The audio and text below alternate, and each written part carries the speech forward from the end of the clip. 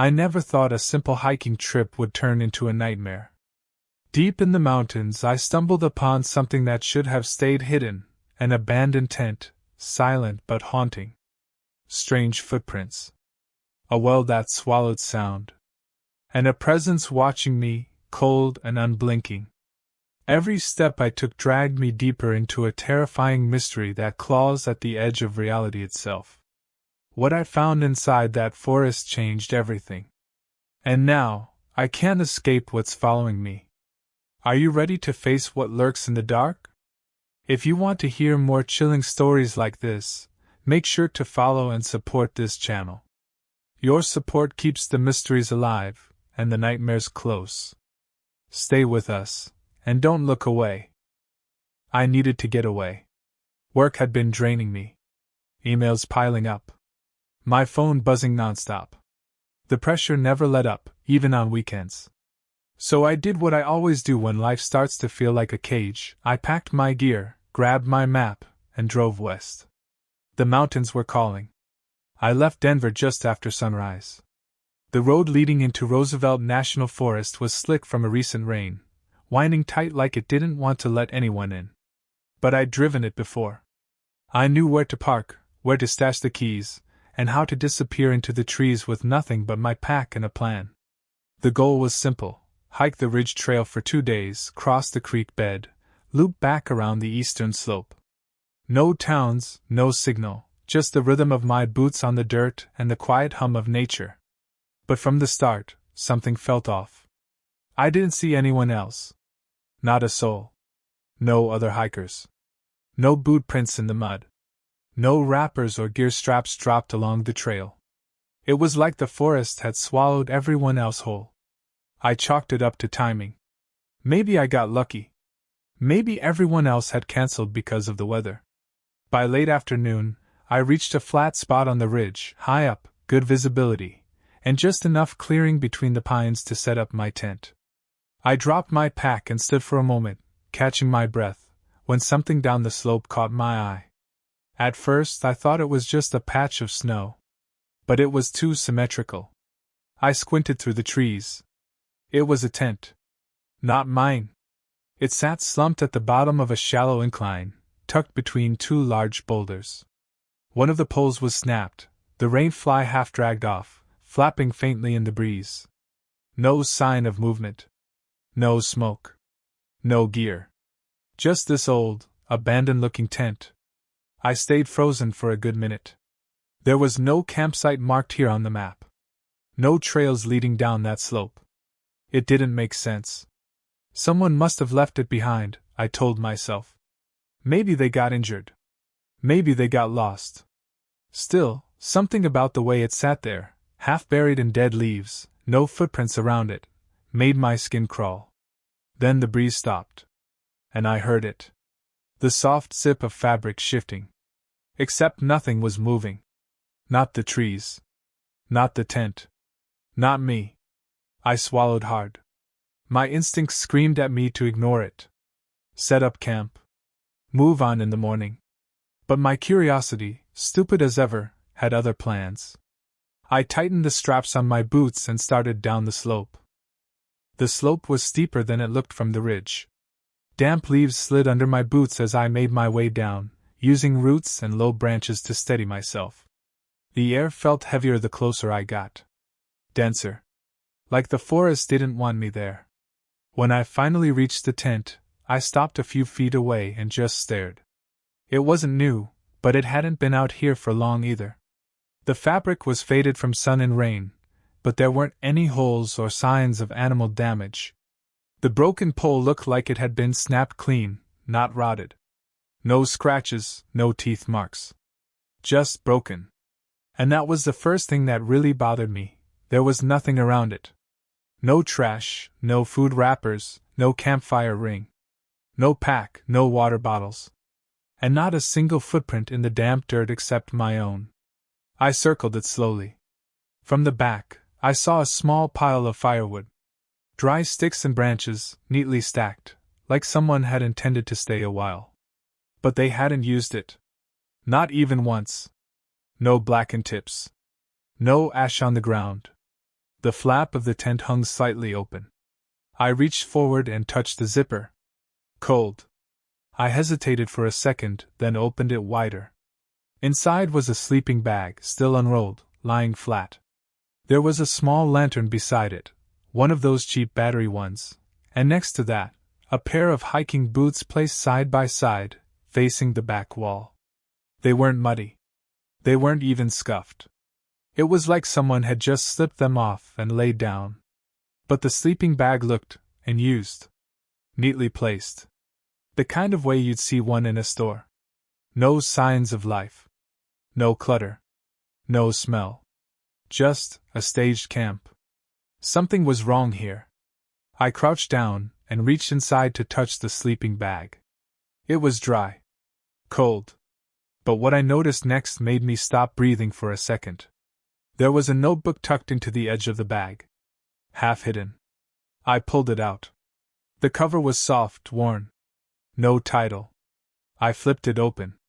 The first page had one sentence scribbled in thick, panicked handwriting. If you find this, do not stay the night.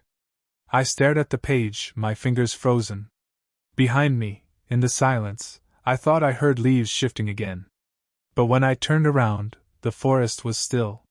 And I was alone. I stood there, clutching the notebook, my breast shallow and my ears straining for any sound that didn't belong. But the woods had gone dead quiet again. That kind of silence that presses against your chest. I looked back down at the first page. If you find this, do not stay the night. I flipped to the next one. The handwriting changed. It was neater. Controlled. Like whoever wrote it had calmed down. Or tried to. Day 1, set up camp near the ridge. No signal, but expected that. Planning to cross the creek in 2 days. Didn't see anyone else on the trail. Day 2, saw a man in the trees. At least I think it was a man. Too far away to tell. He was watching me. Didn't move. Just stood there. I felt my mouth go dry. I looked around again, suddenly aware of just how exposed I was at the bottom of that slope. The boulders blocked the view from the ridge. No one could see me down here. I flipped ahead. Day 3, I yelled out. No answer. He was closer this time. Maybe 100 feet away. I didn't hear him arrive. Just looked up and he was there. I packed up, started moving east. But every time I stopped, he was there again. He doesn't make sound. The next page had smudges. The pen had pressed so hard it nearly tore the paper. Day 4, I didn't sleep. Every time I closed my eyes, I felt him closer. I tried to hike out, but I kept ending up back near the same ridge. Like the trail was changing. I think he's letting me leave, just to bring me back. The last entry was written in frantic, looping scrawl. Day 5, I left the tent. I'm going to try staying in the trees tonight. If someone finds this, please tell my sister Kara I'm sorry. Tell her I tried. And then below it, in shaky red ink. He comes when it's dark. My stomach turned. I stared at the tent again, at the neatly placed boots and untouched sleeping bag. Whoever wrote that hadn't packed up anything. They had just walked into the woods. And never came back. I shoved the journal into my jacket, backed away from the tent, and climbed up the slope fast, nearly slipping twice. When I got back to my camp, I tore everything down in record time. My gut told me to get away from that place, far away, before sunset. But when I pulled out my map to find a faster trail down, there was something wrong. The path I came in on, the one I followed step by step, wasn't marked anymore. It was like it had never been there. I stood there, map in hand, tracing the lines over and over, trying to find the trail I knew I had taken just yesterday. But it wasn't there. No dotted line. No elevation mark. Nothing. I flipped the map over. Checked the compass. Checked my GPS watch, even though I already knew it had lost signal hours ago. The forest around me felt wrong. The light was fading faster than it should have. The sun dipped behind the ridge, but the cold that followed felt immediate, like someone had pulled a curtain shut. The breeze that rustled the pines now had a whistle in it, sharp and low, like it was trying to speak. I knew I couldn't stay there. I slung my pack on, left the ridge, and followed what looked like a game trail heading west. My boots crushed twigs and pine needles, and every sound I made echoed too loudly in the empty woods. 20 minutes passed. Then 30. I was moving fast, breathing hard. I should have hit the river by now. Or at least seen the old marker tree I passed on the way in. But I saw nothing familiar. And then I saw something I shouldn't have. The abandoned tent. Again. I stopped so fast my legs nearly buckled. It was right there, just beyond the same boulders, the fabric still rippling slightly, even though the wind had stopped again. It was the exact same spot I'd found it before. I hadn't gone in a circle. I was sure of that. I hadn't turned around. But I was right back where I started. My breath started coming too fast. I crouched, trying to stay quiet, scanning the trees for any movement. Every branch looked like it was leaning in. Every shadow seemed to stretch too far. I couldn't understand how it was possible. The terrain, the direction. I had followed a straight line. I had followed the sun. Then, out of the corner of my eye, something shifted. A figure. Far between the trees. Still. Watching. I didn't move. Neither did he. He was tall. Not obscured by the branches. Almost like the forest made space for him. He didn't wear bright gear, didn't carry a pack. Just dark clothes, and something about his head looked wrong. Like it was tilted too far, or too still. I blinked, and he was gone. Just trees again. Swaying slowly. Quiet as death. I turned and ran. Didn't care about trails anymore. Didn't care about direction. Branches slapped my face. My legs burned. My lungs screamed. But I didn't stop. Not until I hit something hard and stumbled into open ground. And there it was. My own tent. Right where I left it. I stood there, staring at my tent like it had appeared out of thin air. My gear was just as I left it. The tent flaps zipped up, my stove still cooling on the rock where I'd set it down. The ridge above still loomed in the distance, that familiar cut of sky just barely clinging to the last light. But everything felt different now. I walked forward slowly, checking the ground.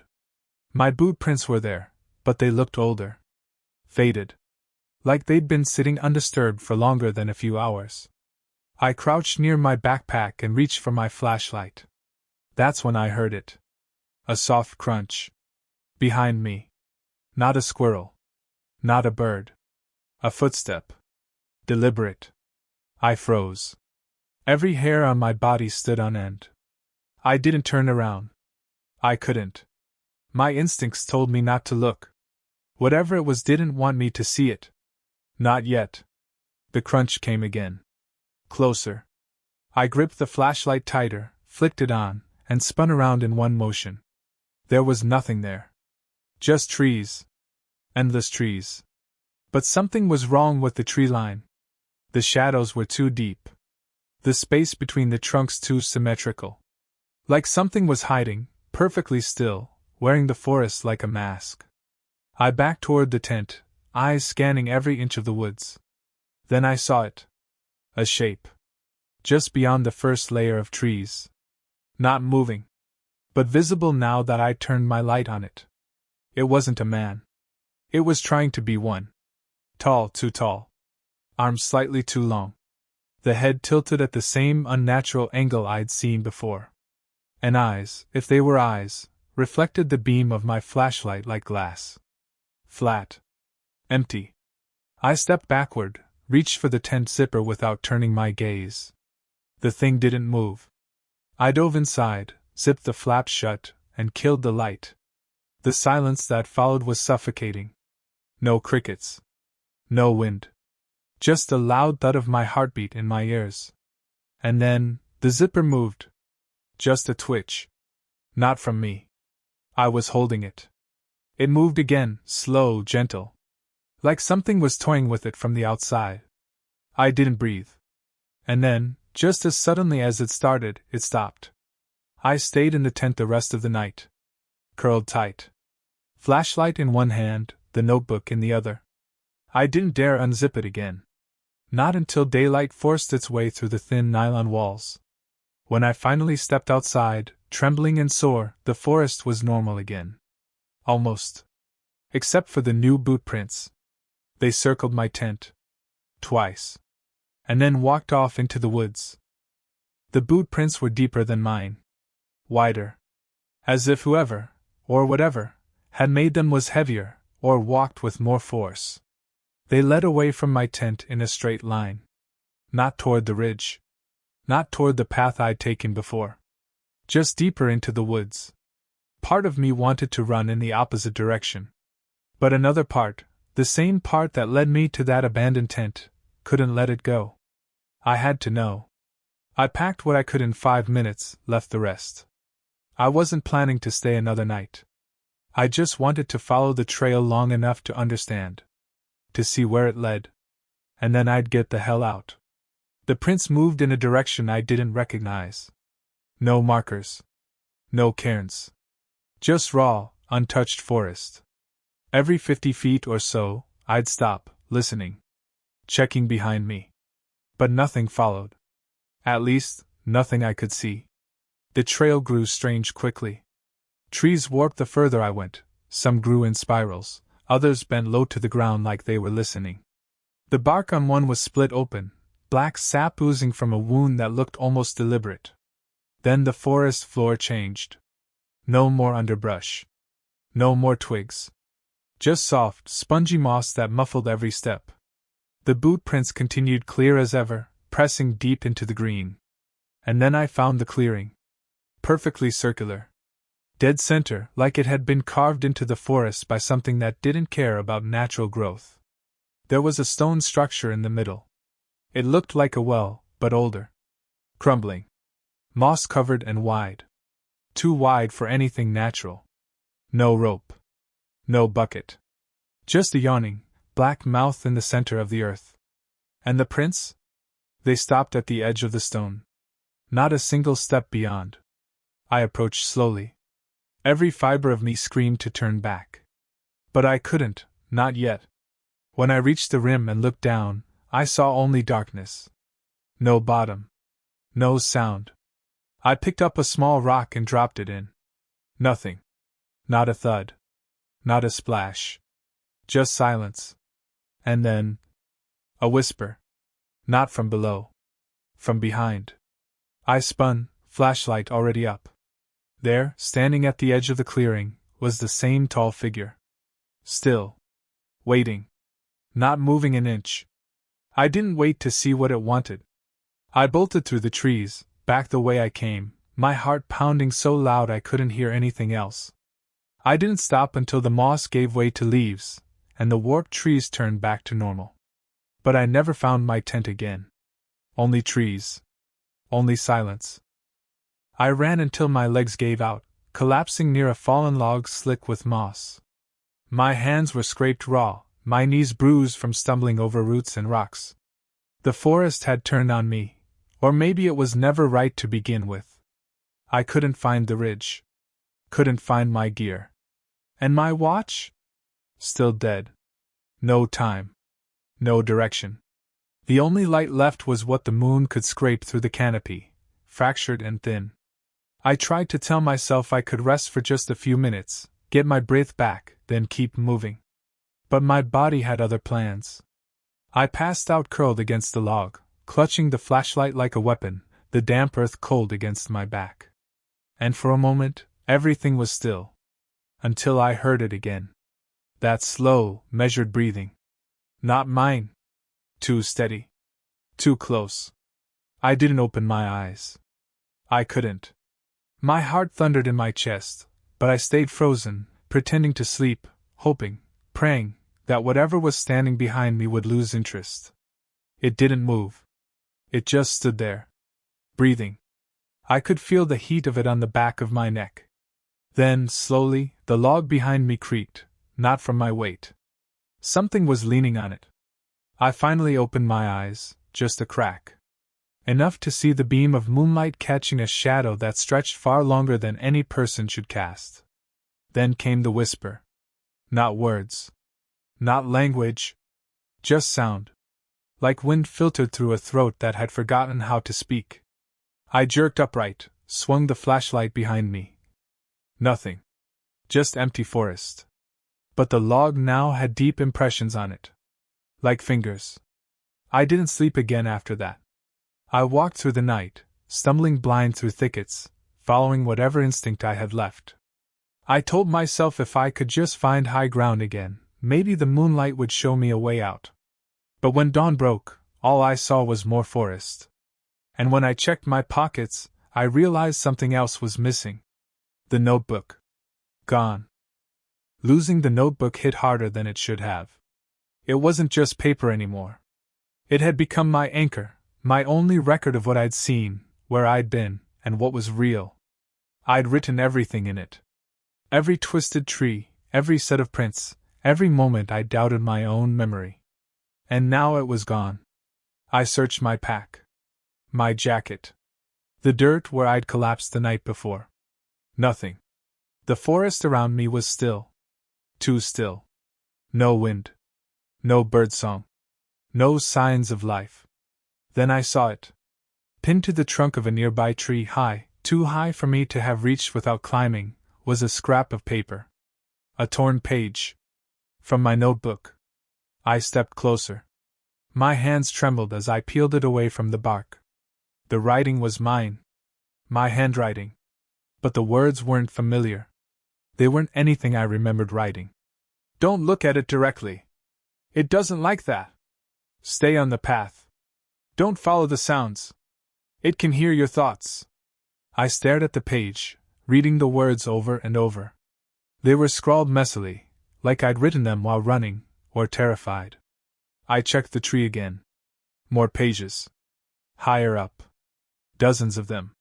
Torn from the spine of the notebook and jammed into bark like someone, or something, had used them to leave a message. Or a warning. Each one had new notes. Some in my hand. Some not. The tent isn't always in the same place. It knows when you sleep. The well goes down forever. You saw it once. Now it sees you always. I backed away, heart hammering. I didn't know what was worse, that someone else had written in my notebook, or that maybe I had, and couldn't remember. A cold wind rose from nowhere, strong enough to lift the pages and scatter a few into the trees. I didn't chase them. I just turned and walked. No direction. No destination. Just away. But as I moved, I saw more pages. Caught in branches. Flattened in the mud. Stuffed between rocks. All from the notebook. All telling me things I didn't want to believe. And then I came upon a tree with a page nailed to it. Not pinned. Nailed. And below the nail, scratched into the bark in deep, clawed grooves, was one word. Stay. I took a step back. That's when I heard footsteps. Slow. Heavy. Not mine. Coming from behind me. I didn't look back. I ran. Through thorn and branch, breath tearing from my lungs, my legs numb from cold and fear. The footsteps followed at a steady pace, never running, never rushing. Just always there. As if it knew I would wear down long before it ever needed to. I don't know how long I moved. Hours maybe. The sun never seemed to shift in the sky, as if the forest had locked time itself. Then, like some miracle, I saw a clearing up ahead. And beyond that, something man-made. A road. Dirt. Narrow. But real. I stumbled out of the trees and collapsed onto the packed earth, laughing like a man who just escaped a burning house.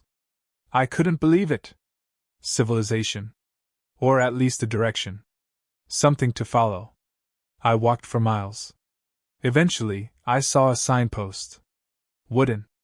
Weather-worn. But the words were unreadable, erased by time, or something else. No town name. No mileage. Just a blank rectangle on a post with deep scratches down its center. Still, I kept going. After what felt like another hour, I saw a house. Old. But standing. White siding, gray roof, porch light hanging by a wire. No cars. No driveway. Just sitting there like it had been placed in the woods by mistake. I called out. No answer. I approached slowly, stepping onto the porch. The wood creaked beneath my feet, but the silence around me didn't change. I knocked. Nothing. Then I noticed the door was slightly open. Inside, the house was cold and dust-covered. Like no one had lived there in years. But nothing was broken. Nothing vandalized. It was preserved. A thin layer of dust on everything. As if whoever lived here had simply vanished. On the table in the front room sat a cup of coffee, long since turned to sludge. Next to it, my notebook. Perfectly intact. I stared at it, heart pounding. Slowly, I stepped forward, reached for it. My fingers brushed the cover. And a voice came from upstairs. Not loud. Not shouting. Just calm. Like a man talking to himself in another room. I froze. The voice was familiar.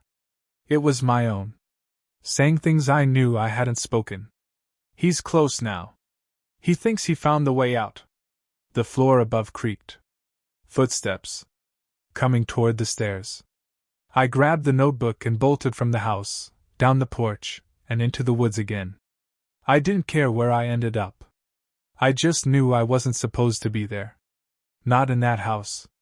Not near that voice. And as I fled, I glanced at the front window. A face stared out at me. My face. But wrong. Slightly stretched. Smiling. I barely made it out of the clearing and back into the dense woods. My breath came in ragged gasps, my legs burning, but something heavier weighed on my mind, something darker than exhaustion. The notebook in my hands felt strange. Like it wasn't just paper and ink anymore. The pages shifted beneath my fingers, words appearing and disappearing as I read. I tried to write something down, anything, to make sense of what was happening. But the pen moved on its own. Not my handwriting. It spelled one word again and again. Stay. The forest seemed alive around me, whispering through the leaves, calling me deeper. The shadows grew longer, closing in. I don't know how long I've been walking, or if I'm walking at all. This place isn't just a forest. It's a trap. And whatever was in that tent, or waiting by the well, or watching me in the house, it's inside me now. I'm writing this as a warning, or maybe a confession. If you find this notebook, if you find this story, don't go searching for the abandoned tent deep in the mountains. Because once it finds you, you might never leave.